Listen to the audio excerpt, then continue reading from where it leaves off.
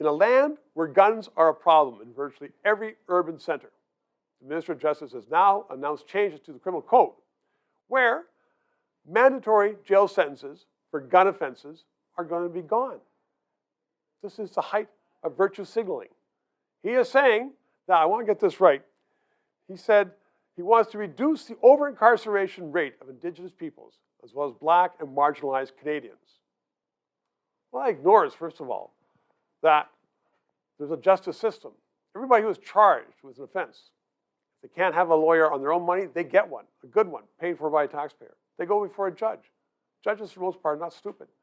And then if you're found guilty, you go to jail. Well, the minister said, that's not solving the problem. It may not be solving the problem of the individual who had the gun, but it's going to solve the problem of all the moms and the dads and the children who would otherwise be killed or maimed because of that gun. This is not respectful of the justice system. It's not respectful of the people that returned this government to power, many of whom are concerned about guns in our city. It also ignores the fact that many people who are charged with gun offenses get bail the first time. The majority do. And they aren't coming back. They don't come back to the judge and say, okay, let's have a trial now. They are gone from the system. It also, in particular, is totally bizarre that the minister said, we are no longer going to incarcerate people for smuggling guns. Smuggling guns is one of the biggest issues we have in Canada. It's the supply of all these guns. And there are people who are running these guns into Canada, and it's not a perfect system. It perhaps should be tightened up. But instead, this minister is saying, we're going to let it go. And he said, there are other things that could help these people. He didn't say what other kind of programs. There's no money for any other kind of programs, if indeed there are programs that can prevent somebody from going into crime.